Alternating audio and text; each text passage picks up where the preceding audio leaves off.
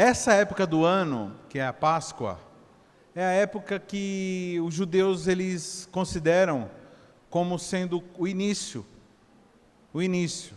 Por quê? Porque foi nessa época, na Páscoa deles, que a vida deles como nação começou. Porque até então, ou eles eram um povo nômade, uma tribo meia errante, né, desde que eles foram formados em Abraão, quando Deus disse para Abraão, sai da sua terra, da sua parentela, e começou a formar a família. Abraão teve Ismael, depois teve Isaac. Ismael teve que ir embora, porque era filho da escrava. Fala para o teu irmão assim, todo filho da escrava, infelizmente, vai embora. E Isaac assume, né, a primogenitura, assume a incumbência de levar adiante a promessa de Deus. Isaac tem Jacó. Jacó tem 12 filhos. E esses filhos se tornam os 12 patriarcas, que são levados para o Egito, depois de uma grande fome. E todos conhecem a história, né, de José, quando José tira as pessoas, resgata a família dele, né, Jacó e os irmãos que haviam tentado matá-lo, e por causa disso ele foi forjado num tempo que parecia que não estava dando certo, num tempo que parecia que não estava dando em nada, ele estava sendo fortalecido. E aqui na terra nós temos essa mesma trajetória, todos nós, passamos por muitas dificuldades para que nós estejamos sendo provados e testados e afinados e refinados, para quando nós formos morar no porvir, morar na eternidade, nós não causemos problemas os mesmos que nós causamos aqui. Então é aqui, fala para o teu irmão assim, aqui é o tempo de você ir resolvendo as coisas, que depois não tem como. Ou você resolve aqui, ou você não entra, meu. Então, José passou por tudo aquilo, foi humilde, passou pela provação da imoralidade, da infidelidade, da rebelião, de tudo, da murmuração, da perda da fé, né? Todas as provas ele passou. E se tornou o governador do mundo, que o faraó, que era o império egípcio na época, colocou ele lá como tal. E aí ele guardou a sua família, e dentro do território egípcio, numa região muito fértil, que é chamado, né, de fértil, do Nilo, onde o Nilo, quando ele tem uma cheia, ele tem a cheia. Quando aquela cheia diminui, fica todo o humus, o limo, um material extremamente fértil, que eles podem pegar e colocar na terra e transformar aquilo em adubo, e aquilo fica uma coisa espetacular, e dá muito trigo. Então o Egito ele era rico por causa disso, e a família de José, a família de Jacó, os 12 irmãos, tiveram seus filhos e foram protegidos durante 400 anos. E nesse tempo, foi o tempo que a nação, que Israel deixa de ser um povinho, uma famíliazinha de 12 irmãos, e se torna uma grande nação. Né? Existem na Bíblia fala 2 milhões, 600 e pouco, 300 e pouco, eu não me lembro exatamente o número. Mas era esse o número quando Moisés surge, de uma forma tremenda também. Deus levanta Moisés agora para tirar aquele povo do Egito e levar para a terra que Deus tinha prometido para Abraão. Aliás, a terra onde ele já estava enterrado. Ele e Isaac estavam enterrados. E depois Jacó foi levado também por José para lá, para ser enterrado lá. E depois, posteriormente, também José. Bom, queridos, Moisés surge e agora ele vai libertar o povo. Toda essa saga, toda essa história, aliás, a forma que eles foram tirados, né, com o estabelecimento das 10 pragas, né, o endurecimento do coração do faraó, tudo isso foi plano de Deus para humilhar, para mostrar que aqueles deuses que o povo adorava eram mentira, eram falsos. Cada praga, cada uma daquelas coisas que foram acontecendo, quando o faraó dizia, não, eu não deixo o povo de Israel sair para adorar a Deus, toda vez, cada praga daquela era uma afronta a um tipo de Deus, dos 10 principais deuses, com letra minúscula, que o povo de Israel adorava. O povo de Israel não, perdão, os egípcios. Então lá você vai ver a praga das rãs, a praga das moscas, a praga do rio que se tornou com águas de sangue, né? O rio Nilo era considerado um deus, as moscas eram deuses, as rãs eram deuses, aliás, tem estátuas, tem inscrições com tudo isso. Deus ele vai humilhando um por um, mostrando para o povo de Israel que existe um Deus só, que está sobre todos os outros deuses, todos sobre as outras maquinações e invenções humanas. Então nunca se esqueça disso, que livre somente é aquele que adora o Deus verdadeiro, porque nele nós somos livres. E é sobre isso que eu queria conversar com os irmãos. Hoje é um dia em que, na festa da Páscoa, os judeus eles lembram da passagem, do momento que o faraó finalmente permite a saída do povo, depois que os primogênitos do Egito morrem, os primeiros filhos, os filhos mais velhos morrem, e não só os filhos, mas os animais, todos os animais, os primeiros animais, as primeiras crias, e todos morreram. E tudo isso fez com que o faraó dissesse, tá bom, então vai embora. Páscoa quer dizer isso, quer dizer passagem. Fala para o teu irmão assim, passagem. A palavra é pessar. Fala, pessar. Tem um H no final. Pessar, passagem. A nossa Páscoa é o dia que nós nos batizamos, o dia que nós assumimos a nossa postura de novos nascidos.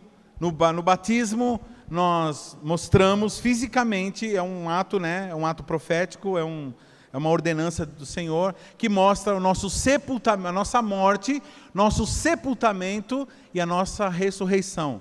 Todas em nome? Bom dia.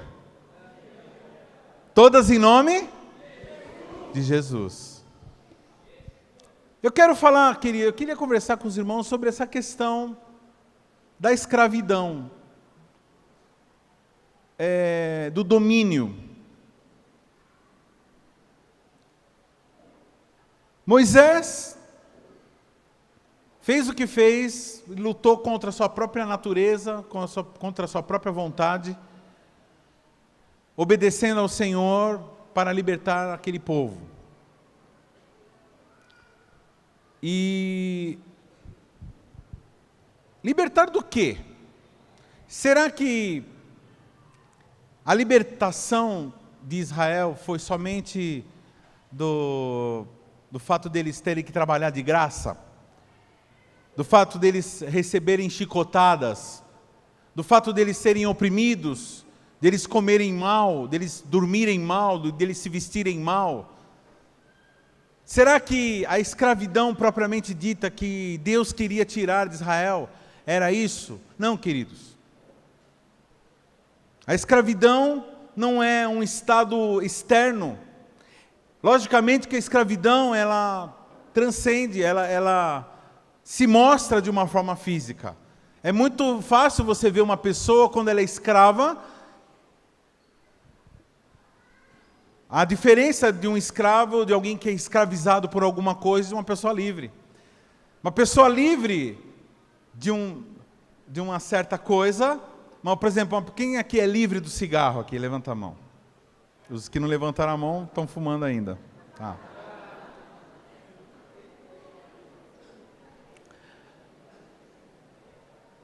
A pessoa que é livre do cigarro, por exemplo, ela vê uma pessoa fumando, ela não sente nada. Aliás, ela sente nojo. Dá vontade de sair correndo.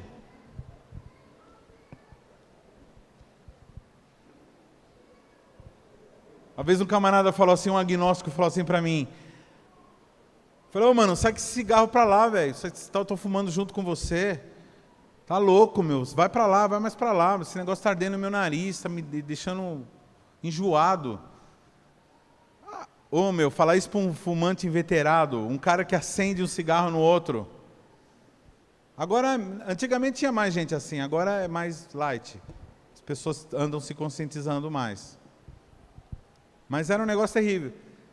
Mas o cara ficou doido. Você é louco? Que onde já se viu? Pensa que eu sou que nem você? Você que é crente aí, escravo, não pode fazer nada. Fica aí, é obrigado aí, ficar cumprindo aquele monte de regra, aquele monte de coisa, não pode fumar, não pode lá. Eu sou livre, ele disse aos irmãos, aleluia. Presta atenção. Eu sou livre. Eu falei, ô glória. Aí eu falei assim, peraí, você é livre? Ah, é? Fala para o teu irmão assim, ah, é? Então para de fumar. Pronto. Ah, é difícil. Então você não é livre. Fala para o teu irmão assim, eu não sou escravo. Eu queria que os irmãos observassem, um texto que eu não sei se os irmãos da mídia colocaram, Salmo 37, 23 e 24. Depois nós vamos falar um pouco de Israel, mas eu queria meditar sobre isso daqui.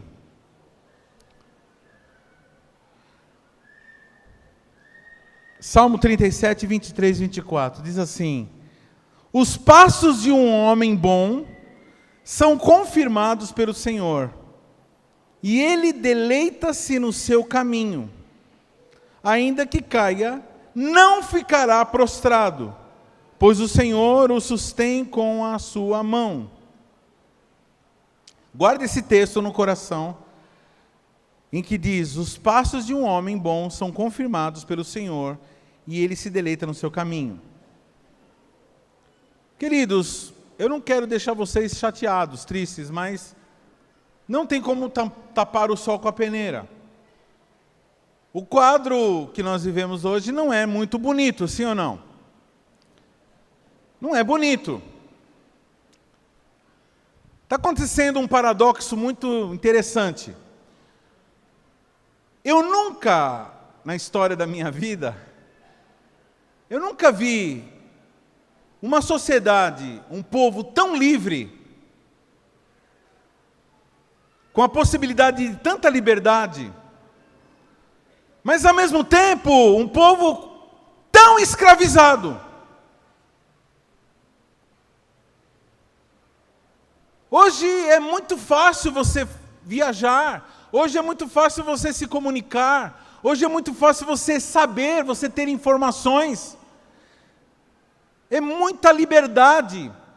Você tem liberdade de... Imagina, há poucos anos atrás, você não tinha acesso a dizer a tua opinião. O que valia era o que a Rede Globo falava, o que as emissoras falavam, o que os rádios falavam. Eles tiravam presidentes, eles colocavam presidentes, eles tiravam deputados, colocavam deputados, eles estabeleciam o que você deveria comer, o que você deveria beber, o que você deveria vestir, o carro que você tinha que comprar, a forma que você tinha que cortar o cabelo, tudo eles que estabeleciam. Mas agora, queridos, a internet e tudo o que envolve a internet dá uma liberdade. Você pode... Esses dias eu fui aconselhar um casal aqui, de repente chegou a pizza. Oh! A gente estava lá em cima, descemos. Cadê o Kleber aí? Kleber. Aí não era aqui, acho que era do lado, né? Quase que nós aceitamos, né? Era a hora de jantar. Então assim, a pessoa pede, vem, rapidinho, e nem precisa mais ligar, é só você... Então há uma liberdade.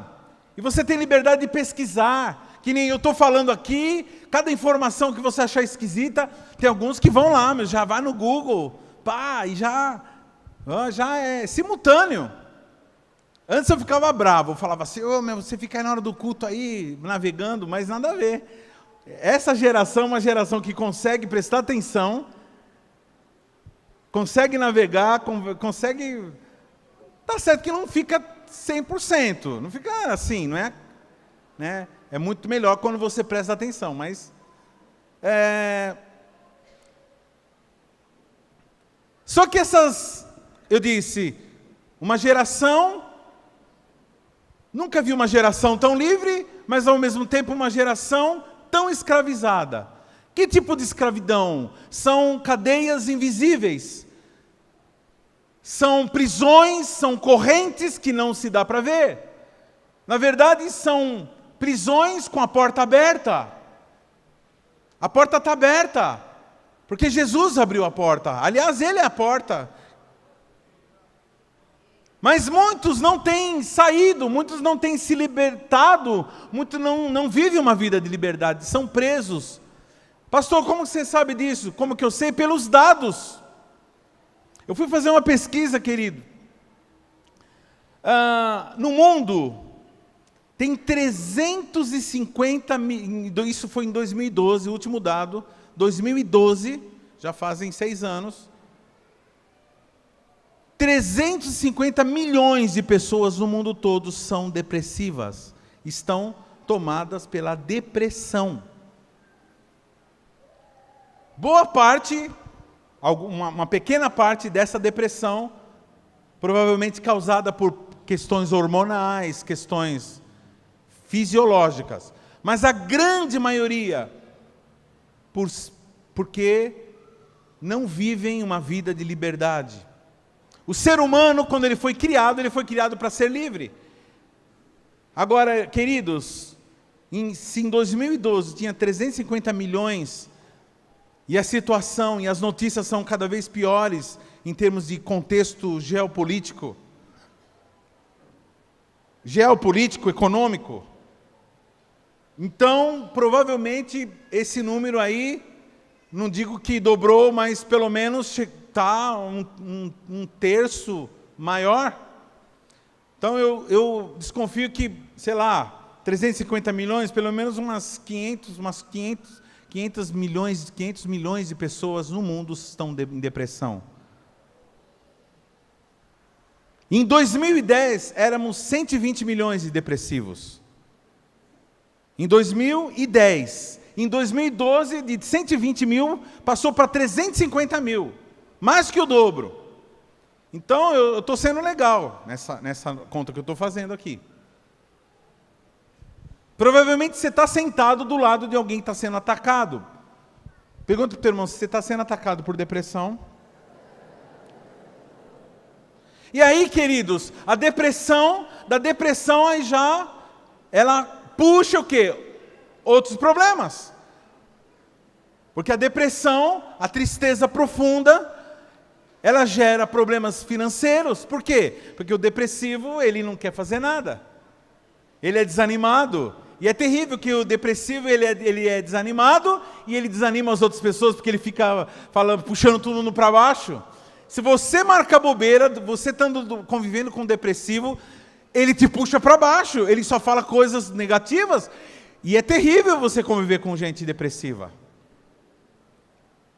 Num departamento lá do teu trabalho, você trabalha em equipe, se dentro da sua equipe tiver um depressivo, meu Deus, perigoso vocês perderem a produtividade. Porque o depressivo ele sempre vai falar que não está dando, que não dá, que não vai dar, que não vai conseguir, que é difícil, que é impossível, que é cansativo, que não dá. Então, esse é o quadro. Nunca fomos tão livres e nunca fomos tão enfermos. Porque não somente a depressão ela causa problemas financeiros, ela causa problemas físicos.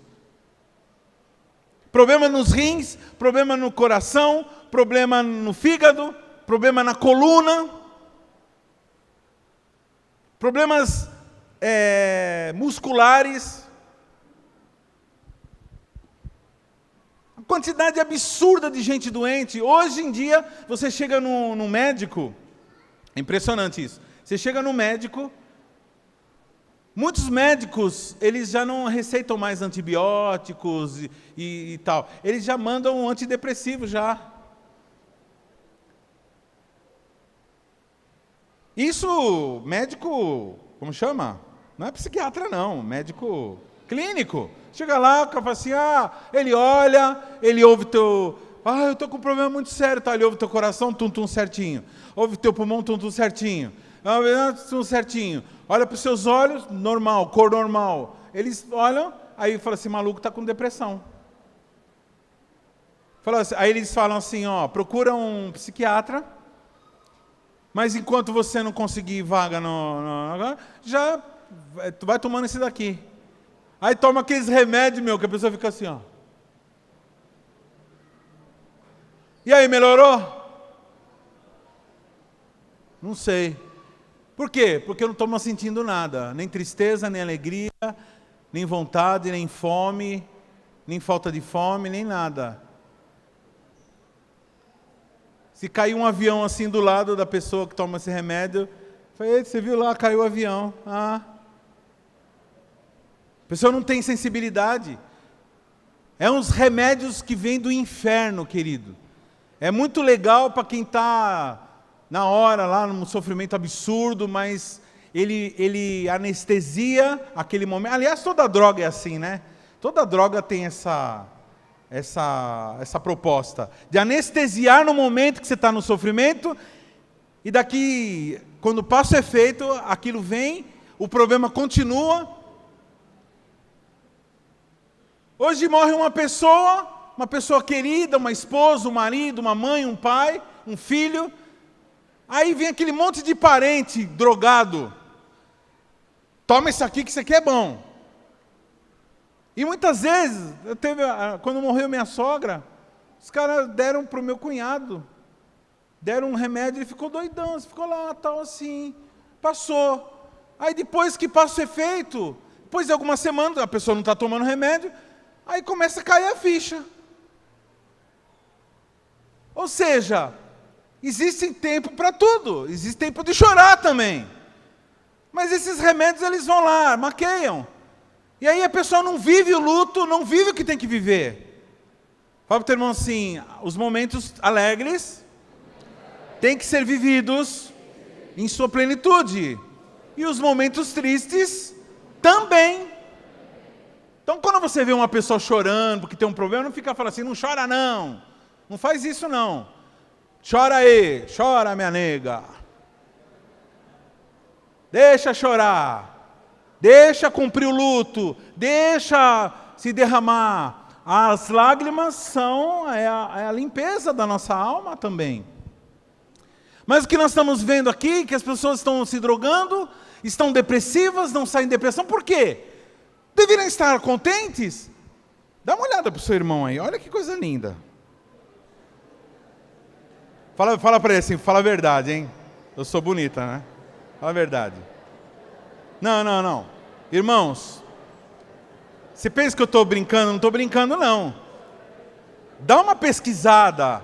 Vai lá no Google e coloca assim, pessoas dos anos 70. É feio o negócio. Dos anos 80, então. Anos 80 parece um monte de poodle. Parece um festival de poodle. Aquele estiofinho assim aqui. Umas roupas feias da bexiga.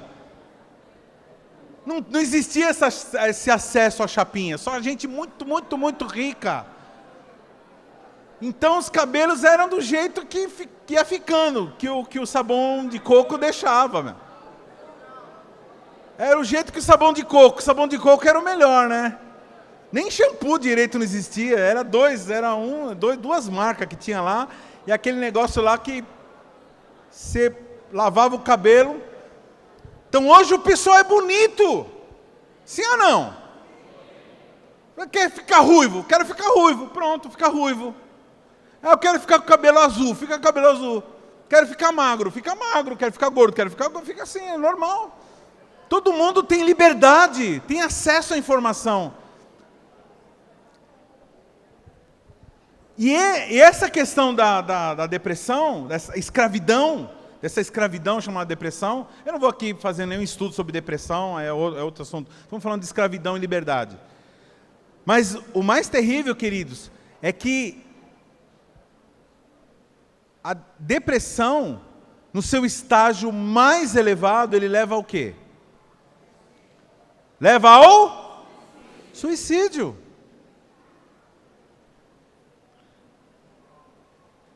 25 suicídios diários no Brasil. 25 a cada dia, a cada 24 horas, é mais do que um por hora.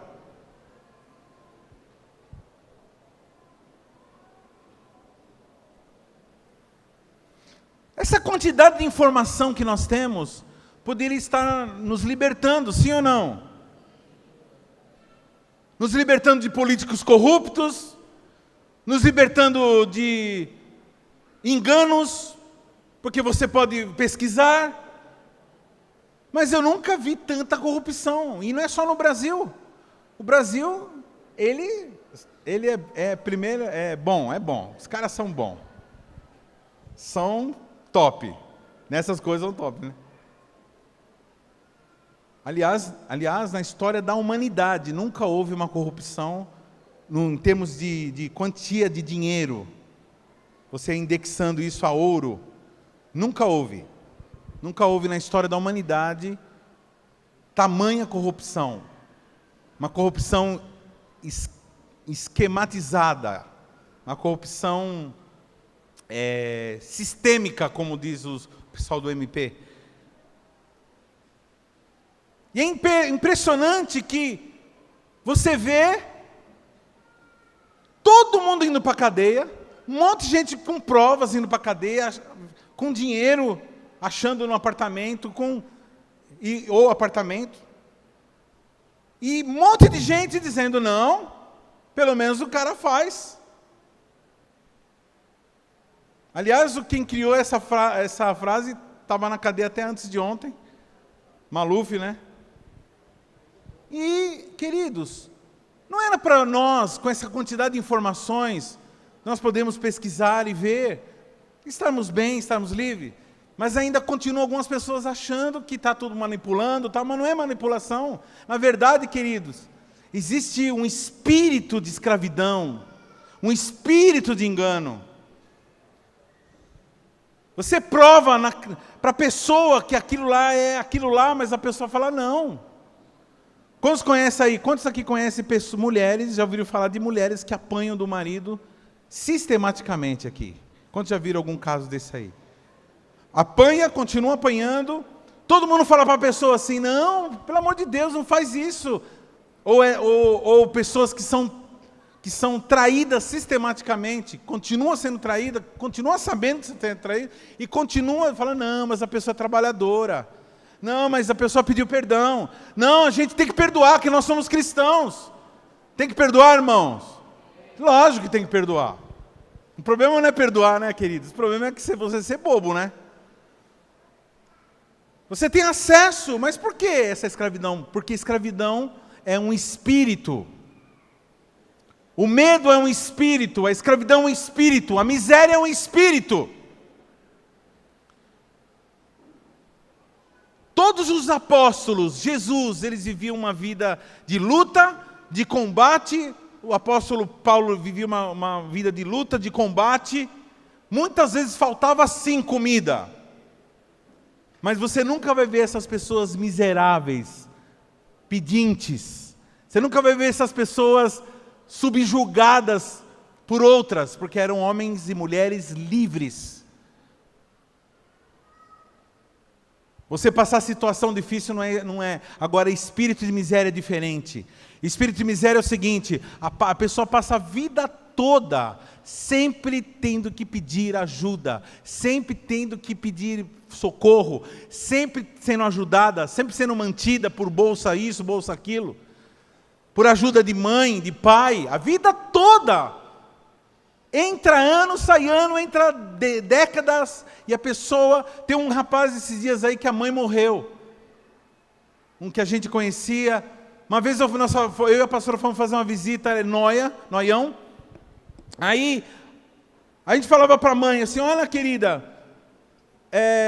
você tem que parar de facilitar a vida desse camarada. Ela disse: não, pastor, pode deixar que eu vou agora, vou tomar uma decisão tal. Só que assim, né? Uma comida, uma cueca lavada e um prato de comida, a mamãe não pode negar para o filho, né?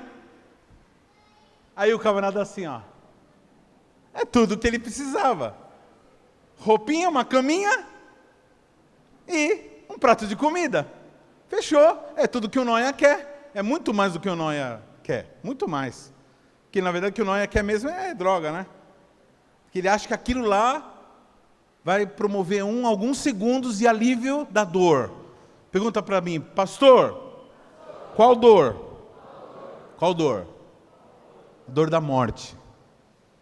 A dor da morte. A dor da escravidão. Nunca fomos tão escravizados, nunca fomos tão infelizes. Uma geração que tem liberdade, mas não tem competência para viver a liberdade. Fala para o teu irmão assim: você é livre.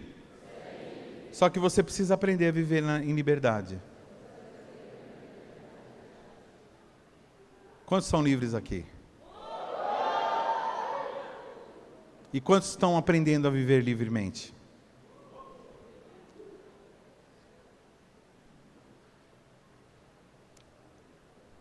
Olha só o que o texto diz. Algumas pessoas falam assim: pastor, por que eu não rompo? Muitos chegam em mim: pastor, o que acontece que eu não rompo no meu ministério? O que acontece que eu não rompo na minha família? Que eu não rompo na minha vida emocional?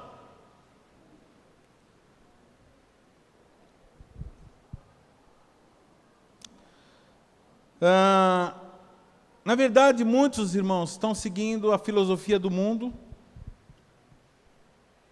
Se você começar a pregar o evangelho por aí, os agnósticos, os ateus vão dizer para você, como várias vezes já me chegaram e falaram assim: pastor, teve um camarada que disse assim, lá em Paraíba, disse: pastor,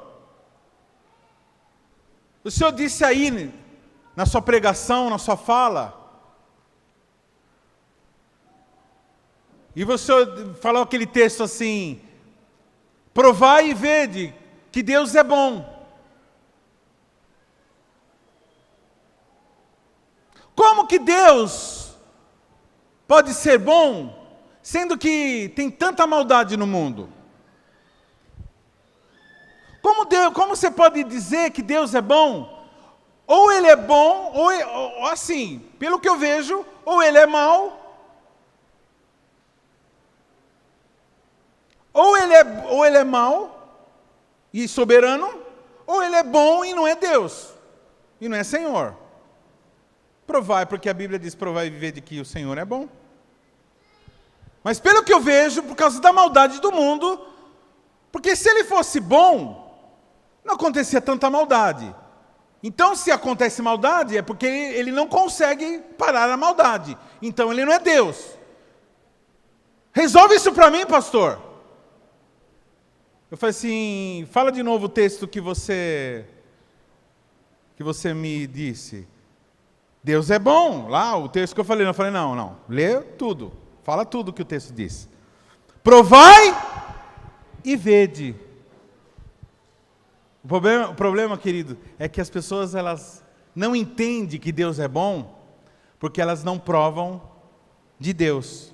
Porque para você saber que Deus é bom, você precisa senti-lo, você precisa conviver com Ele, você precisa degustar Deus, você precisa provar Ele, você precisa abraçar Ele, você precisa andar com Ele, você precisa sentir Ele, você precisa pensar com Ele, ou seja, precisamos nos arrepender, mudar a nossa mentalidade para nós provarmos e ver. E aí quando você prova Deus, você sabe que Ele é bom. Porque na hora que você prova Deus, você vê que a maldade não é em Deus, a maldade está com a humanidade. Eu estava lendo Deuteronômio, terminei agora sexta-feira, sábado. Aí eu falei para a pastora, eu falei assim, amor do céu, do capítulo 28 em diante, vai até o 34, né? Meu Deus, vamos sair correndo. Porque a gente acha que só no Deuteronômio 28, aquela parte das maldições. E essas maldições serão para aqueles que desobedecem. E aí, já começa, né? Mas aí continua. Deuteronômio 29 inteiro. Deuteronômio 30, 31, 32. Só no 33 que vai começar a vir uma bênção. Aí vem a bênção para cada tribo. Mas impressionante, queridos. E toda vez ele vai falando, vai acontecer isso, se me desobedecerem. Não porque Deus vai castigar simplesmente, mas porque quando você desobedece, você compra um carro, aí está o manual, está assim, usa o óleo fulano de tal. Aí você fala assim, não, eu sou livre. Eu sou livre para usar qualquer óleo. Ah, quem é você para não? Quem é você nada, é o construtor. Ah, mas o carro é meu, é seu, então tá bom, usa o óleo que você quiser.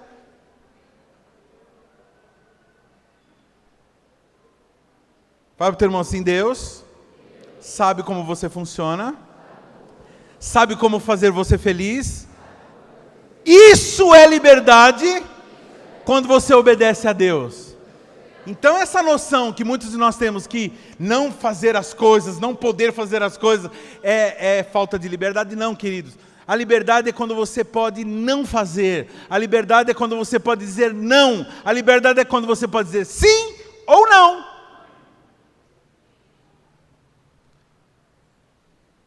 Como que eu posso viver assim? Vamos lá no texto.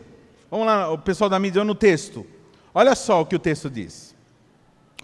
Os passos de um homem bom... Ah, não está homem bom aí. Mas no meu texto está o homem bom. Os passos de um homem bom são confirmados pelo Senhor e ele deleita-se no seu caminho. Vamos lá, vamos analisar esse texto, queridos. O que está dizendo o texto? Comenta com o teu irmão aí, vai, comenta com o teu irmão. Faz uma análise aí do texto.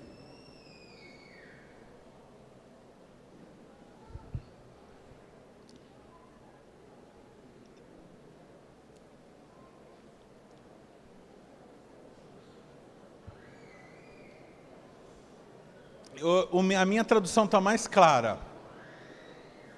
A minha tradução está mais clara para aquilo que eu quero dizer. A minha versão. Isso. Isso mesmo, pode deixar. Olha só o que o texto diz.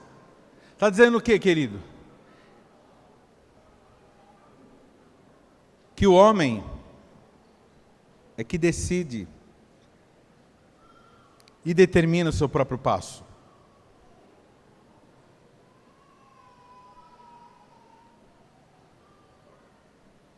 E Deus, onde que ele entra nessa história? Ele confirma. Ou seja, você que decide, querido. Ah, pastor, mas e a soberania de Deus? Então, esse é outro assunto. Lá você vem na aula de teologia, que vai começar dia 13. Pastor Paulo vai te explicar com o maior prazer. Se vira, maluco. Queridos, a Bíblia sempre coloca o homem em convênio com Deus, no que diz respeito à decisão. Está dizendo aí que o homem determina os seus passos, sim. Hoje você decidiu vir nesse culto? Acordou cedo, alguns nem tanto? Aliás, abrir um parênteses aqui, queridos, chegar atrasado em qualquer compromisso é um problema de caráter, tá? Eu não tô xingando ninguém aqui. Caráter o que é? Conjunto de costumes que adquirimos ao longo da nossa vida. Então, se você tem o costume de chegar atrasado em compromissos, isso é uma coisa que tem que ser mudada, tá? Porque não faz parte do caráter uma pessoa dizer que vai ter um compromisso e chegar em outro horário. Isso é desonra, e de qualquer dia eu vou falar sobre esse assunto. Mas a decisão de chegar atrasado é sua, a decisão de chegar cedo é sua, a decisão de trabalhar, a decisão de não trabalhar, a decisão de beber, a decisão de fumar, a decisão de trair, a decisão de adorar a Deus, a decisão é tua. E Deus, ele vai fazer o quê? Confirmar os seus passos. Agora, que passos que Deus confirma, ou seja, fala amém. Nem todos os passos que você tomar ele vai falar amém. Por isso que a maldade se estabelece na humanidade. Porque a humanidade faz o quê? Ela decide se corromper. Ela decide fazer as coisas que faz. E ela promove um resultado ruim para ela, para os seus filhos. O que o filho de um adúltero tem a ver? Qual a culpa que o filho de um adúltero, então? É assim que funciona. Ele vai lá, pisa na bola e arrebenta com a família inteira. Porque o pecado, ele tem resultados para a pessoa que pecou, e ele tem resultado o quê? Para aqueles que o cercam. Ele entristece a família, humilha. No caso de um servo de Deus, isso é mais grave ainda, porque isso acaba com o testemunho, tira a autoridade.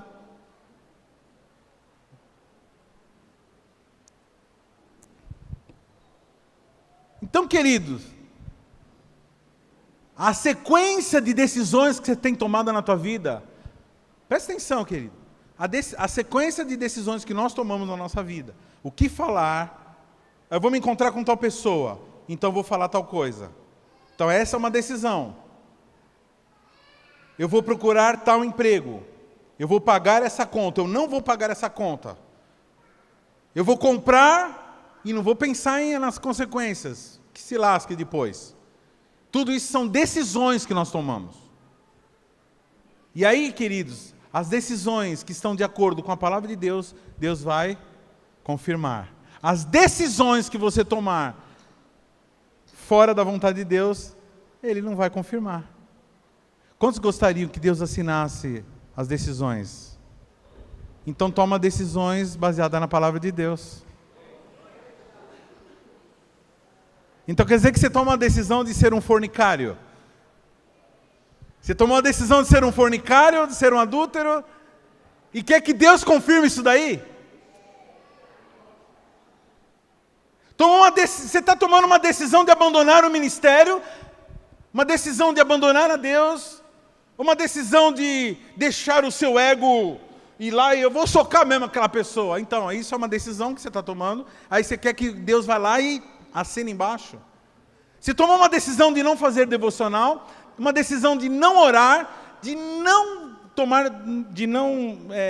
estar conectado com Deus, e você quer que Deus assine embaixo. Você tomou uma decisão de ficar subjugado debaixo de gente que não te leva para a eternidade. Você tomou essa decisão de não cumprir aquilo que você tem incumbência de fazer, e você quer que Deus assine embaixo. E é engraçado que as pessoas querem que Deus assine embaixo através do líder. A pessoa pisa na bola, e aí fica lá pro líder. E aí, líder? E aí? Vai assinar embaixo isso aqui? Que nem uma mulher uma vez chegou para mim, para a pastora Carmen, e falou assim: meu marido é um miserável, pastor. Ele bebe, ele chega e ele bate em mim. E a noite passada eu estou com nojo, porque ele chegou bêbado, fedendo, e quis ter relacionamento comigo. Eu posso matar ele, né, pastor? Posso, né? Posso, né? Doido? A pastora falou assim: você quer saber a nossa opinião ou a opinião de Deus? A nossa opinião não interessa. O que nós achamos não interessa. Agora, o que Deus acha, que Ele acha? Você é uma princesa, você é uma pessoa especial, você não pode estar subjugado nesse tipo de subjugamento. Nunca você vai ver isso, irmão, em lugar nenhum. Um cristão sendo incentivado à escravidão. Toda vez que você vai ver a escravidão na Bíblia, é sempre resultado de pecado. Sempre. Qualquer tipo de escravidão, qualquer tipo de subjugamento é resultado do pecado. Pecou, Deus mandava profetas para falar assim: é que nem né, sua mãe, né? Quantos aqui a mãe avisava das coisas erradas? Vê lá, você tá isso aqui, lá, eu falei. O mais duro, irmão, é duas dores que a gente sente: a dor da pancada, a dor da coisa errada que você fez, e a dor do eu falei, né? E tem alguns que ficam injuriados com a mãe. Vai, para de falar, tá louco? Já não está vendo que eu me lasquei? Ainda fica falando, eu te falei? Mas eu te falei. Mas eu te disse. Os passos de um homem bom são confirmados pelo Senhor. Os passos de um homem... Não é os passos de um homem. Por isso que aquela outra tradução eu não curti. Que essa aqui é clara. Os passos de um homem bom. O que é um homem bom? Aquele que está junto com o bom. Quem é bom? É Deus. Aquele que faz aquilo que o bom manda. Deus é bom. E aí a promessa, versículo 24. Ainda que caia, não ficará prostrado, pois o Senhor sustém com a sua mão. A gente cai, queridos? A gente cai ou não? Sim. Fala para o teu irmão assim: infelizmente você cai. Espero que você nunca mais caia, mas pode acontecer. Mas quando aquela pessoa tem os seus caminhos confirmados por Deus, ainda que ele caia, o Senhor o levanta. Quero falar para você nessa manhã, você que está se sentindo meio caidinho. Você que acha... Primeiro conselho que eu te dou, irmão, irmã, não vive uma vida de oscilações. Não viva a vida baseada em você, porque você é uma pessoa hormonal. Todo mundo tem hormônios. E alguns com mais, outros com menos. Fala para o teu irmão assim: não deposite a tua vida nos teus hormônios, nos teus humores, nas tuas situações. Coloque a tua vida nas mãos daquele que não muda, daquele que é fiel, daquele que é firme, daquele que é rocha, daquele que não muda, daquele que não desiste, daquele que continua, daquele que foi até o fim na cruz, daquele que ama você, que é indestrutível. É nele que nós baseamos a nossa vida. Ele é o nosso libertador.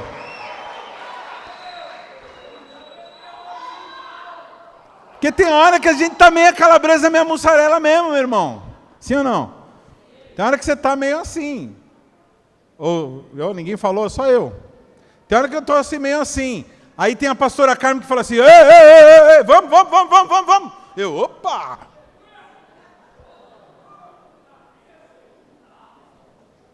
Levanta, peão! Estou meio assim e tal. Aí a reunião dos meus 12 lá do Brasil. Qual a tua meta para tem sei quanto. Ô meu irmão, o que está acontecendo com você? Está sem fé? Quantas pessoas tem em sua igreja? Tem tantos. Mas se cada um levar um, já dá muito mais do que isso aí que você falou? Vamos aí, você der um... Aí o líder dá aquele... Aí eu cheguei aqui, sei que lá para o pessoal, para os meus 12, então vamos, sei que lá. Eles, mas não sei que lá, não sei que lá. Eu, vamos. Ei, Jesus, tenha misericórdia de nós. Fala para o teu irmão assim, stand up. Fala para o teu irmão, levanta-se. Resplandece, pois já vem a tua luz. Ainda que você caia, o Senhor te sustentará e te levantará, porque Ele é fiel.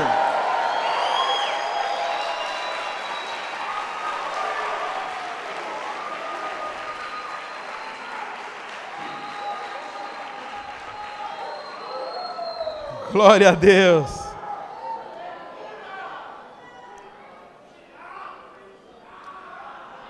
Sabe qual é o problema, queridos? Para de ter o seguinte pensamento: aonde que eu vou dar? Aonde que vai dar isso daqui? Para de ter esse pensamento, querido. Aonde que vai dar isso aqui? Aonde que vai dar nada, meu? Confia naquele que te chamou, confia naquele que está te mandando fazer as coisas e faz, só isso. Mas que mania é essa de querer ser Deus, de querer ser Deus? Quer saber o futuro? Vai lá no LinkedIn, lá no...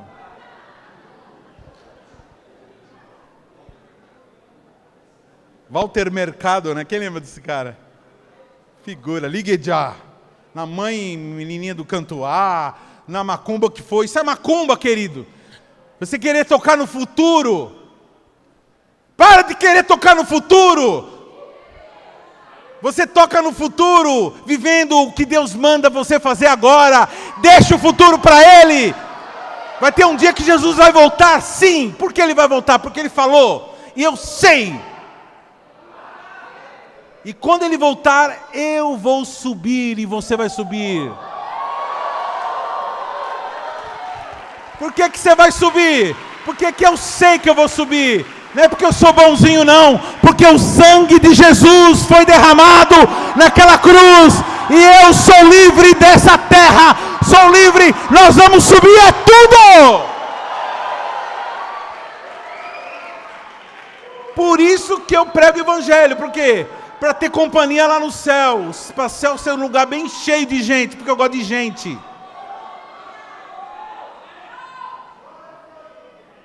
Se algum dia Deus quiser me provar minha fidelidade, mandar eu para um lugar que não tem gente. Eu tenho que pregar, mas aí eu saio pregando pelas árvores, para o Mandacaru, sei lá para quem. Essa semana eu descobri, na segunda-feira eu descobri por que eu demoro tanto nas minhas pregações. Vocês perceberam segunda-feira aqui, né, os meus 144, que eu preguei e saí correndo, que eu tinha uma videoconferência com o meu líder, com o meu pastor. Eu saí correndo aqui, estava marcado para as 10 horas, saí vazado. E aí eu tive que ser muito rápido, e falei assim, tal, e saí. Então eu percebi que eu consigo falar um monte de coisa em pouco tempo. Mas por que eu estico? Porque eu sinto muito prazer em fazer isso daqui. Então o que eu quero? Eu fico tentando esticar esse momento, que esse momento é muito lindo. O momento que eu estou sendo usado por Deus. O momento que eu estou com meus irmãos, que eu estou sentindo o cheiro de Deus. Porque vocês têm o cheiro de Deus.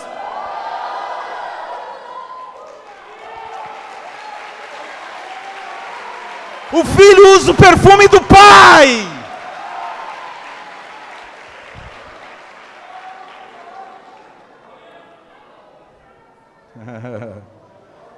Amém, queridos?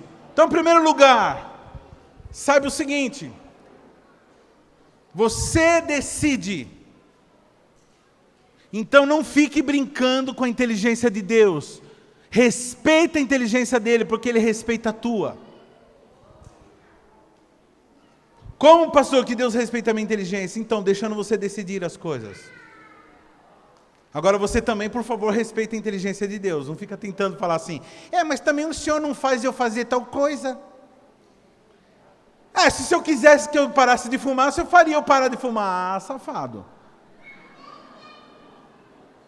É assim? Então você está brincando com a inteligência de Deus. Ele te fez um ser livre, que decide as coisas, e você pega essa inteligência aí que Deus te deu, para brincar com a inteligência de Deus. Respeita, fala para o teu irmão assim, respeita a inteligência de Deus, porque Ele tem respeitado a tua inteligência. Essa é boa, né, para pôr no Facebook. Agora tem uma coisa, queridos, Deus não negocia a sua soberania. Então aquilo que é errado vai ficar errado. Aquilo que é errado vai continuar errado na cabeça de Deus. Na mente de Deus, o que é errado vai continuar errado, porque Ele não erra. Quando Ele falou que o negócio não é bom mesmo. Mas os tempos são outros. Vira e mexe, as pessoas chegam para mim e falam assim, pastor, não podia mudar um pouquinho esse esquema aí? De as pessoas se ficarem mais tranquilas, mais livres, mas nós somos livres. Você pode não fazer ou não fazer. Ser ou não ser, eis a questão. Esse negócio de corte não afasta as pessoas da igreja.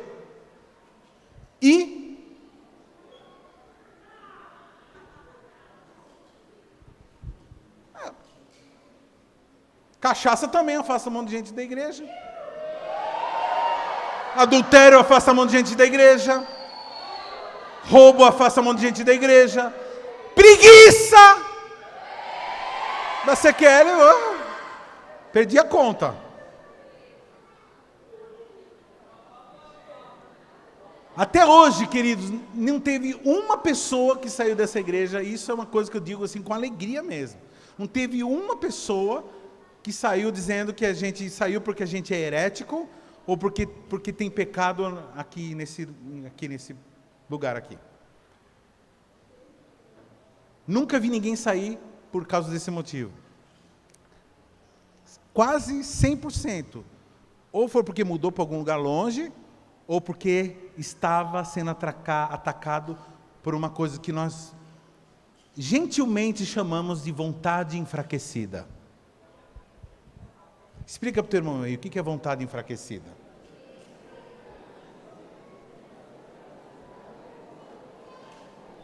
Vontade enfraquecida é a famosa preguiça. Então agora quando você quer falar assim, que o cara está com preguiça, fala assim, querido, você está com a vontade enfraquecida. Aí você não ofende tanto. Mas o que é preguiça? É preguiça.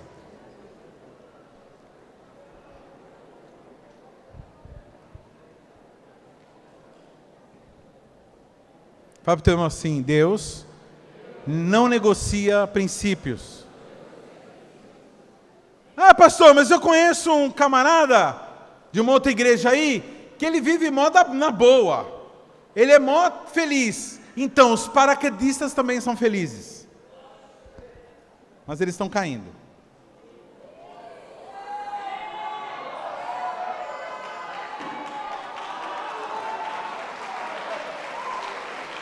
É gostoso pular de paraquedas? Deve ser. Eu não quero pular.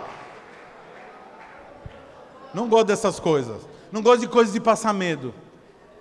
Para mim, a minha noção de diversão é outra. Eu prefiro pegar um violão, cantar algumas canções com alguém assim, numa rodinha, comida boa, do que pular, que naquelas máquinas que deixam a gente com medo. Você é louco. Passar medo é diversão, mas tudo bem, cada um escolhe a sua diversão. Cada um tem a diversão que merece.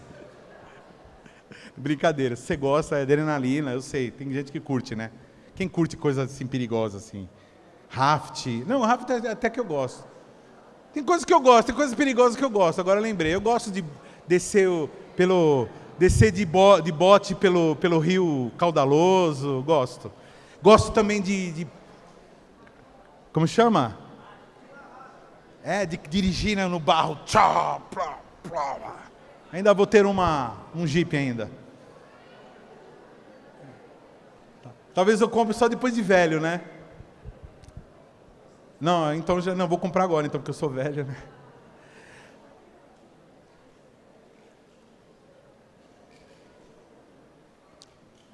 Não brinque com a soberania de Deus. Os paraquedistas se jogam e falam: uhul! Liberdade! Estou voando! Você está voando sim, você está caindo. Assim caminha a humanidade, querido. A humanidade sem Deus. Acha que está livre.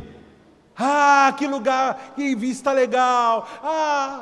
Vento na cara. Que lindo. Então, mas você está caindo. O cara está caindo. E vai chegar uma hora, querido, que vai chegar no chão. Aí vai chegar a realidade. E a realidade para quem vive dessa forma, sem Deus, parece liberdade. Pastor, mas então eu não posso fumar? Lógico que você pode fumar.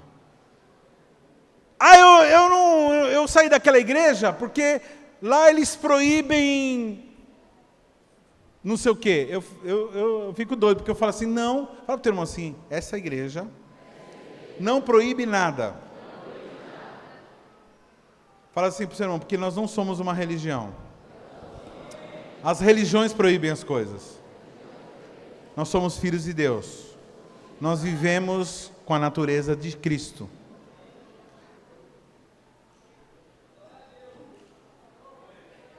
Seria legal, né, querido, que pudesse proibir as coisas, hein?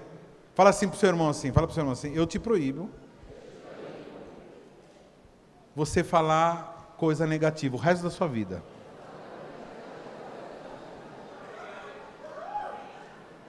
Fala assim, na hora da oferta agora, eu te proíbo de ser avarento.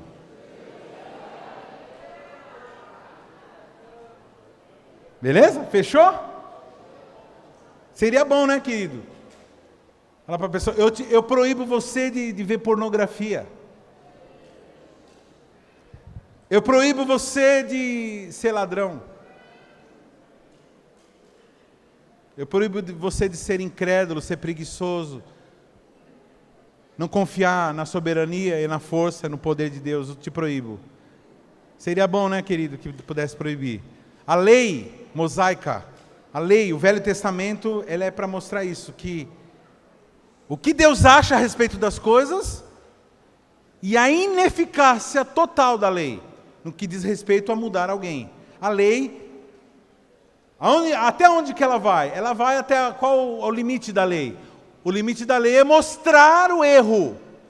Fala para o teu irmão assim, a lei serve para você saber o erro. Agora, só pela graça nós somos salvos mediante a fé. Isso não vem de nós, é dom de Deus. Não vem de obras para que ninguém se glorie. Então você que acha que fazendo isso, cumprindo um monte de coisa, você vai ser salvo, é papo furado. O que você tem que fazer? Você tem que se render a Jesus. Se render a Jesus. Fala, Senhor, o Senhor está certo, eu estou errado. Então, a partir de hoje, agora eu vou viver dessa forma. Amém? Quem está entendendo?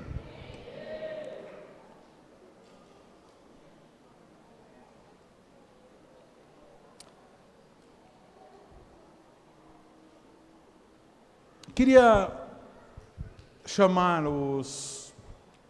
para os obreiros aqui já trazer a ceia, se estiver pronta já. Queria que os músicos viessem aqui.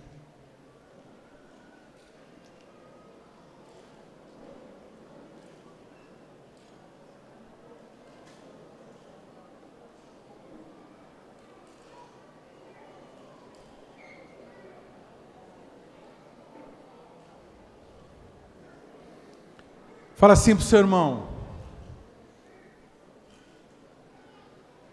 toda vitória que você ainda não conquistou é porque você não quis ainda.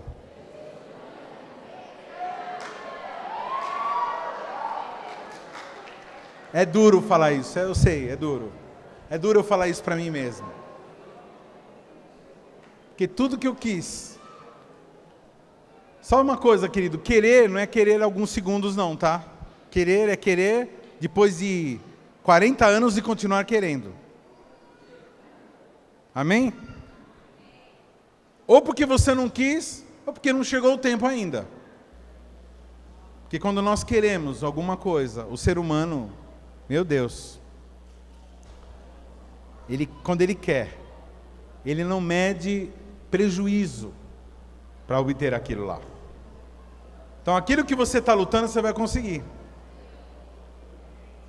Agora toma cuidado o preço que você está pagando para conseguir aquilo que você quer. Porque muitas vezes o preço que você está pagando não é o que Deus quer. Toma cuidado. Algumas pessoas querem ser ricas e vão acabar ficando. Vão assaltar um banco. Então os meios... Os fins não justificam os meios.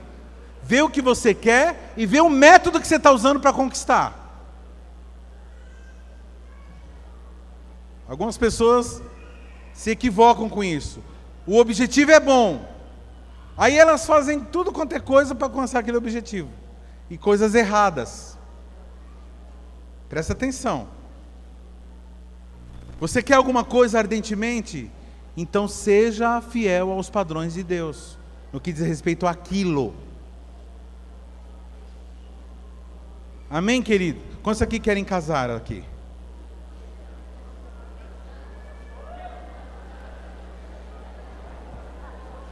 Explica aí para o teu irmão o que você faz para casar.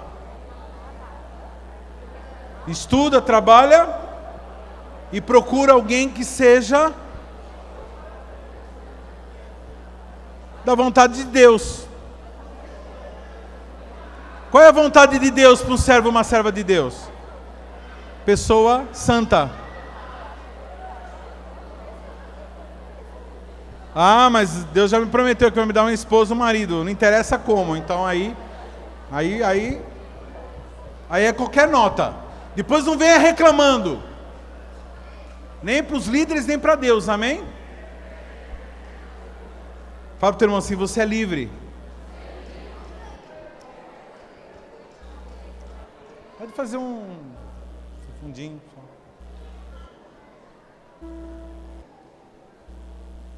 Queria que os irmãos abrissem suas Bíblias em Êxodo capítulo 12.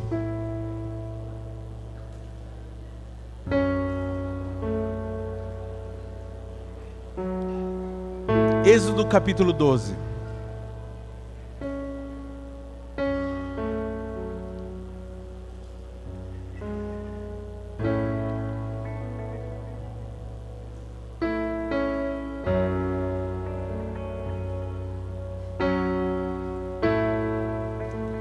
Do versículo 1 em diante. E falou o Senhor a Moisés, a Arão, na terra do Egito, dizendo: esse mesmo mês vos será o princípio dos meses. Quando que será o princípio dos meses? Esse mês. Fala para o teu irmão assim: o nosso ano espiritual começa hoje. Ele terminou ontem, o ano passado, e começa um novo ano hoje. Amém? Vocês estão entendendo que a CQL hoje, de hoje para amanhã, é outra fase? que nós estamos entrando em outra fase espiritual, outra fase ministerial. Então, por favor, não carregue coisas do passado. Que você viveu ontem, foi uma bênção, tudo, usa como experiência, mas agora é daqui em diante, amém? Aí o Egito ficou para trás. Não tenha saudade das cebolas, não tenha saudade de nada do Egito. Que lá no Egito era prisão. Então nós estamos partindo para uma nova coisa. Esse mesmo mês vos será o princípio dos meses. Esse vos será o primeiro dos meses do ano. Falai a toda a congregação de Israel, dizendo: aos 10 desse mês, tome cada um para si o cordeiro, segundo as casas dos pais, um cordeiro para cada casa. Mas se a família for pequena, para um cordeiro, então tome um só, com seu vizinho, perto da sua casa, conforme o número de almas, conforme o comer de cada um, fareis a conta para o cordeiro. O cordeiro ou cabrito será sem mácula, um macho de 1 ano, o qual tomareis das ovelhas, das cabras, e o guardareis até o 14º dia desse mês. E todo o ajuntamento da congregação de Israel o sacrificará à tarde, ou entre as tardes. E tomarão do sangue e poluão em ambas as ombreiras,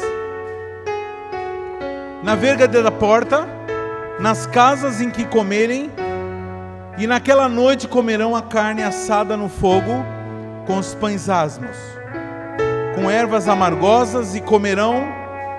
Não comereis dele nada cru, nem cozido em água, senão assado no fogo. A cabeça, com os pés e com a frissura, e nada dele deixareis até pela manhã. Mas o que dele ficar até pela manhã, queimareis no fogo. Assim, pois, o comereis: os vossos lombos cingidos, os vossos sapatos nos pés, o vosso cajado na mão, e comereis apressadamente. Esta é a Páscoa do Senhor. E eu passarei pela terra do Egito essa noite, ferirei todo o primogênito na terra do Egito, desde os homens até os animais, e sobre todos os deuses do Egito farei juízos. Eu sou o Senhor. E aquele sangue vos será por sinal nas casas que estiveres. Vendo sangue, passarei por cima de vós, e não haverá entre vós praga ou mortandade, quando eu ferir a terra do Egito. E este dia vos será por memória, e celebrá-lo-eis por festa ao Senhor.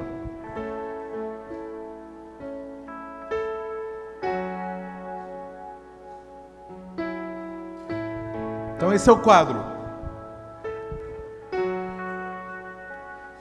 Todos conhecem a história, né? Chegou o momento da libertação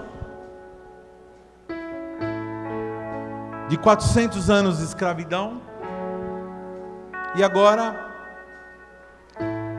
Deus dá uma ordem para Moisés, e Moisés passa isso para o povo. Cada família tinha que pegar o cordeiro, e se a família fosse muito pequena, fosse poucas pessoas, e não conseguisse comer um cordeiro inteiro, então juntaria dentro daquela casa outras famílias, até que cumprisse o número de pessoas suficiente para comer o cordeiro. Então a gente já está falando de comunhão, de compartilhamento. Fala para o teu irmão assim: o povo de Deus, o verdadeiro povo de Deus, vive em comunhão. Lembrando uma coisa, queridos, o Velho Testamento, eles são sombras de princípios. Então tudo que acontece no Velho Testamento não tem que ser reproduzido. Presta atenção no que eu estou falando.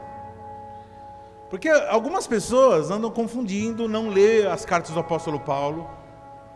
Então elas pegam as coisas do Velho Testamento e elas cumprem cabalmente. Então tem gente aí matando cordeiro. Isso não tem problema, você pode matar cordeiro, comer, não tem problema. Aliás, é uma carne muito boa. Nós comemos esses dias aí, né, um caprino aí. A questão não é essa. A questão é você fazer isso de uma forma ritual. Aí sim, aí é errado. Porque nós vivemos uma nova aliança. Isso não é romanismo, não. Isso daí é mudança de... Como chama?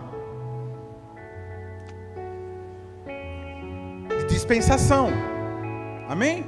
É outra dispensação. Então eles matavam o cordeiro. Para nós hoje, quem é o cordeiro? Vou tentar com esse grupo. Para nós hoje, quem é o cordeiro?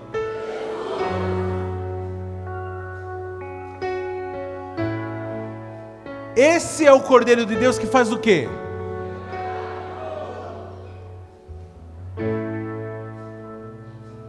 Ele tira o pecado? Como que ele tira o pecado do mundo? Ele paga o sangue de um inocente, paga pelos culpados. Amém? Então não tem assim, na verdade não tem essa coisa, Deus esquece, simplesmente esquece. Não lembro. Não, alguém pagou. É na justiça de Deus, alguém pagou. Então, aquela época, o dia da Páscoa, a primeira Páscoa, foi a inauguração do cumprimento dessa promessa que tinha sido dado lá no Éden. Que o fruto da mulher pisaria na cabeça da serpente. Jesus.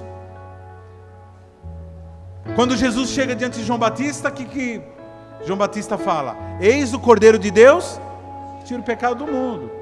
Então as pessoas rezam, né? Falam, eis o Cordeiro de Deus que tira o pecado do mundo. Amém.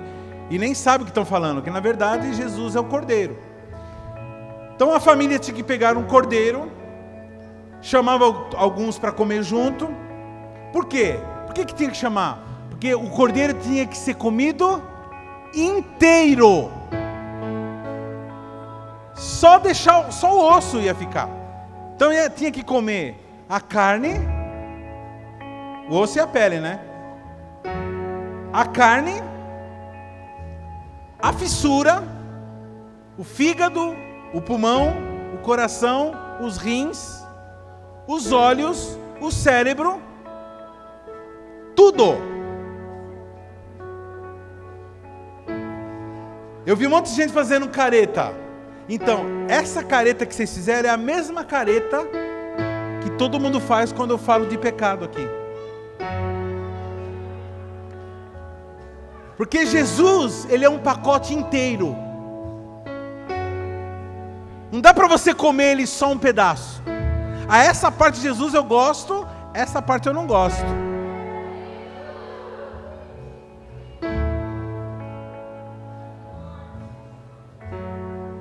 Então, isso aqui eu concordo. O alcatre sim. O carré, bistequinha. Agora cérebro. A mente de Cristo. Não. A mentalidade dele. Não, aí não. Estão entendendo, querido? Por isso que tinha que ser comido inteiro. Tudo. Podia ficar nada. E o que sobrasse dos ossos, das cartilagens, que não dá para digerir, aquilo era queimado no fogo. O sangue desse cordeiro era pego, era separado numa vasilha e era passado, era a frente da casa, onde as pessoas passavam, era pintado, como fizeram lá na frente. Não sei se você percebeu lá. Depois vocês prestem atenção, fizeram. Os irmãos fizeram aí, eu nem falei nada, já fizeram. Depois nós vamos ir todo mundo lá para fora e nós vamos passar, amém? Mostrando, a gente entendendo isso aí, para entender, para ficar gravado no coração, na mente. Era colocado o sangue do cordeiro na verga da porta, porque o anjo da morte passaria Atrás da porta, dentro de casa, ficaria a família, abrigada atrás do quê? Atrás do sangue. O anjo da morte passaria naquela porta. Na hora que ele passasse, o anjo da morte passasse na frente daquela casa, eles iam encontrar o que o anjo da morte ia encontrar? Ia encontrar Jesus. Jesus seria explodido, o sangue dele ia espirrar. Dá para entender, querido, que o anjo da morte chegou na frente da casa, cada casa tinha Jesus lá. Jesus era arrebentado, rompido, o sangue era lançado sobre aquela porta, e ele não conseguia entrar. O anjo da morte não conseguia entrar. Por quê? Por causa do sangue. Porque estava pago e agora a justiça de Deus tinha sido cumprida. Está entendendo? Fala para o teu irmão assim: Jesus se colocou na frente da tua casa para te proteger da morte.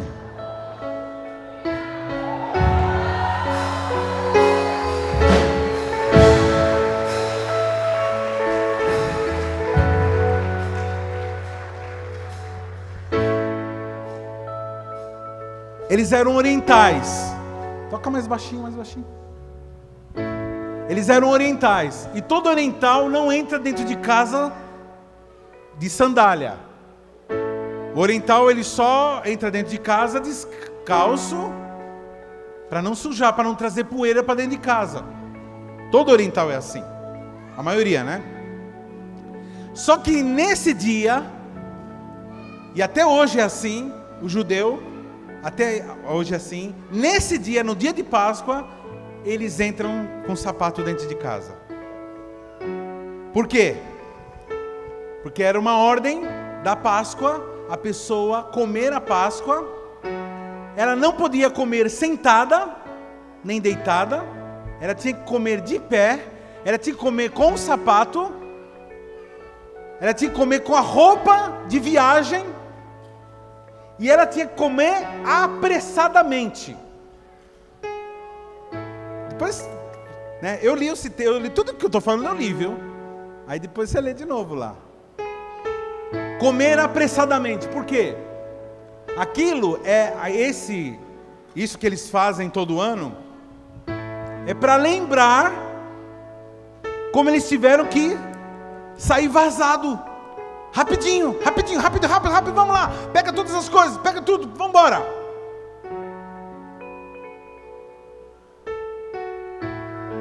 Amém? Então está o cordeiro, está assado. Agora eles põem o sapato, põem a roupa, os cintos, todos os apetrechos para a viagem, e pega e come rapidinho. Todo mundo come rapidinho. O que mais tinha? Ervas amargas. Então é almeirão, tudo que é verdura amarga. Pastor, por que ervas amargas? Então, é para lembrar, até hoje eles fazem isso, eles comem isso, para lembrar da época que eles foram escravos. Então, na hora que nós vamos tomar nossa ceia, depois eu vou explicar o paralelo, e você vai lembrar, toda vez que você for tomar a ceia, você fala assim: uau, eu era escravo, eu vivia uma vida de depressão, de escravidão, de amargura, de subjugamento, de ter que ficar debaixo de sentimentos, de coisas que me faziam entristecer, de miséria, de ódio, de controle dos meus impulsos.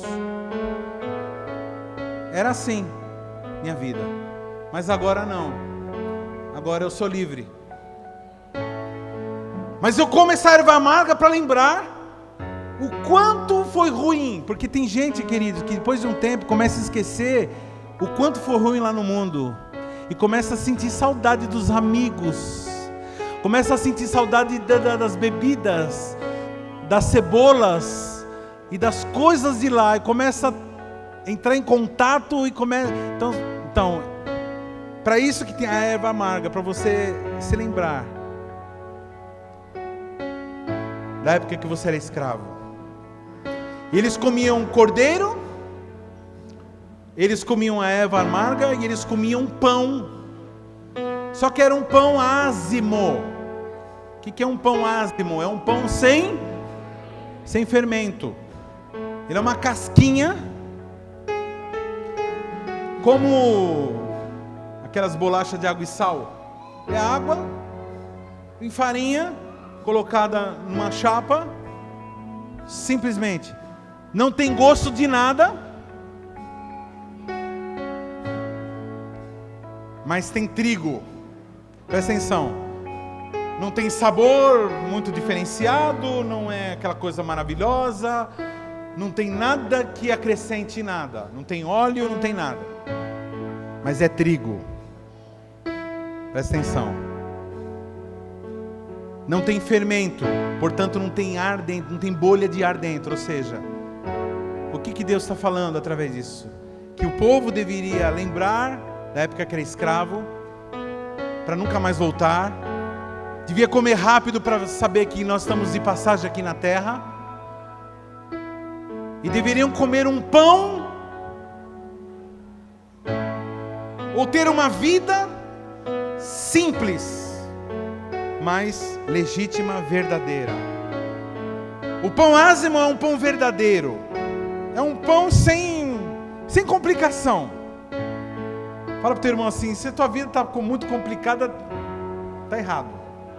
Muito cheio de coisa, muito cheio de o que vai dar isso, o que vai acontecer, o que não sei o que lá, e veja bem. Não, irmãos, é pão ázimo, pão sem bolha, pão simples. Você vai lá, come, e ele fala assim: se alimenta de mim, eu sou o pão que desceu do céu. Come Jesus, e obedece o que ele faz, e vai vivendo a vida assim. Fala para o teu irmão assim: não tem complicação. Amém? E não tem complicação e não tem mentira. Porque o pão fermentado, ele significa o quê? O pão que tem esse tamanho, mas na verdade ele é assim. Você pega um pão sovado, aí se amassa, ele amassa, mas fica assim, ó, 4 milímetros de espessura. E esse tamanho todo, isso é tudo aparência, é tudo ar, é tudo vento, tudo vaidade. Tudo é vaidade. E a pompa, e os chapéus vermelhos, e as capas, e as luzes, e as paredes, né, irmão? Tudo isso daí, segundo plano. Você é do tipo da pessoa que dá importância para as formas, dá importância para o jeito, e você é religioso. O religioso, ele dá importância para as formas, do como, mas ele esquece do ser. E assim foi. Jesus, ele morreu na sexta-feira, chamada por nós de sexta-feira da paixão, né? Ele passou, na verdade, ele foi enterrado às 6 horas da sexta-feira, porque o judeu não trabalhava depois das 6, na sexta-feira, por causa do Shabá, que no sábado eles não fazem nada. Se a pessoa tivesse morta depois das 6 horas da tarde, ficava lá, e para o corpo não ser comido pelos animais, nas aves do céu, ele foi recolhido rapidinho. Então ele morreu e logo já foi retirado da cruz para ser sepultado. Ele ficou 3 dias, e quando chegou no domingo, ele ressuscitou.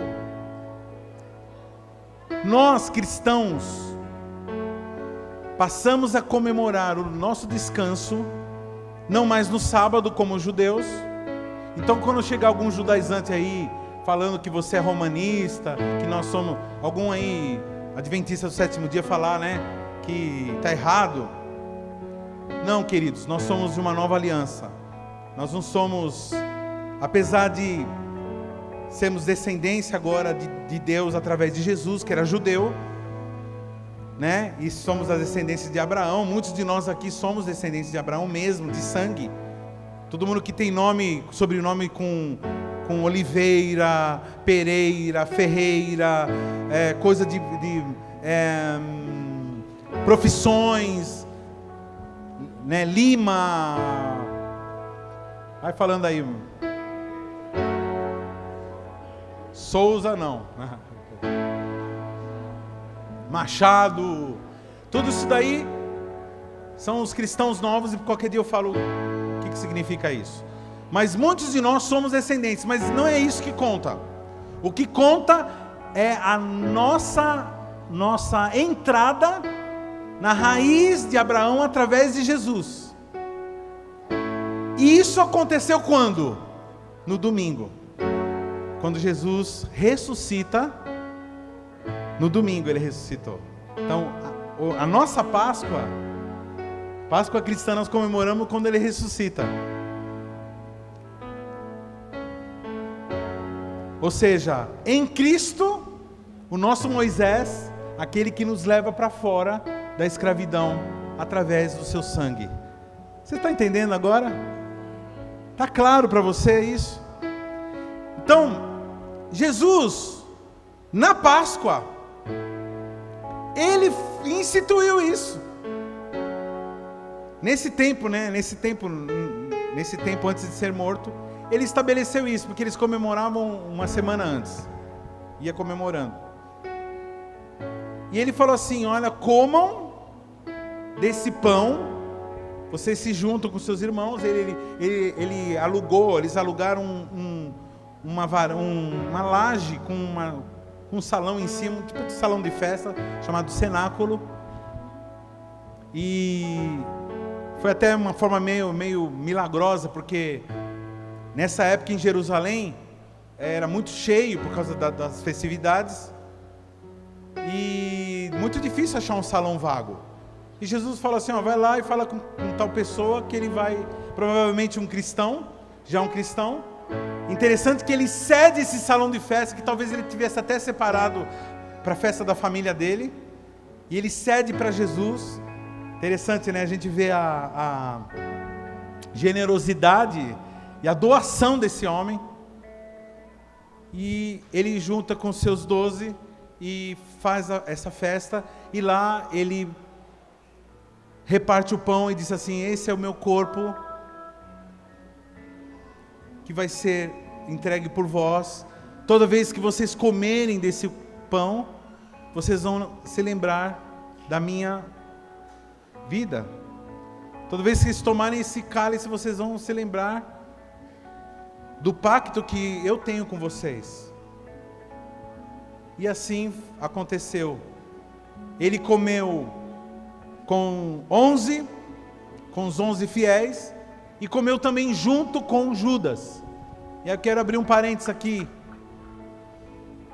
Jesus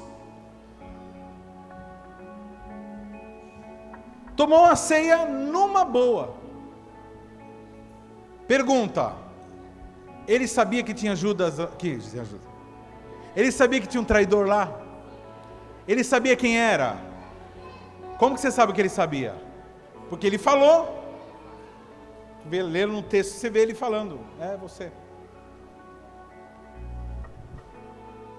E por que ele tomou a ceia numa boa? Não brigou, não ficou dando indireta, não ficou lá, que não sei o quê. Por quê? Para mostrar para você que isso é assim. Eventualmente você vai ter que lidar com Judas. Eventualmente você vai ter que conviver com gente que está te traindo. Eventualmente você vai ter que conviver com gente que está lutando contra. Eventualmente você vai ter que conviver com gente que está jogando contra. E aí qual é o nosso sentimento? O mesmo de Jesus. Vem aqui, vamos tomar ceia junto. Pastor, e se Judas se arrependesse? Se ele se arrependesse, ótimo, ele estaria salvo. Mas ele não se arrependeu. Ficou chateado, mas não mudou de mente. E ele morreu antes de Jesus ressuscitar. Então, não viu Jesus ressurreto, não viu se cumprindo. Aqueles que desistem antes, não vê o resultado. Então toma cuidado, toda pessoa que vier com um papo, conversinha de desistência perto de você, você fala assim: ô Judas. Isso é conversa de Judas, de abandonar tudo, de se matar. Isso é coisa de gente depressiva. Você para com isso. Vou orar daqui, vem aqui com a cabeça, taca a mão na cabeça. Isso aí é um espírito de Judas, um espírito de traição, de trair a Deus, trair o propósito dele. E ele deixou o vinho, que significa alegria, que significa pacto, que significa cura, que significa acordo e que significa lutron, preço para o resgate. Fala assim: eu fui resgatado, eu fui comprado com sangue. Quantos aqui foram comprados? Então, se o diabo chegar para você e falar que você é dele, você fala assim: eu não sou teu, eu sou de Jesus. Por quê? Porque eu fui comprado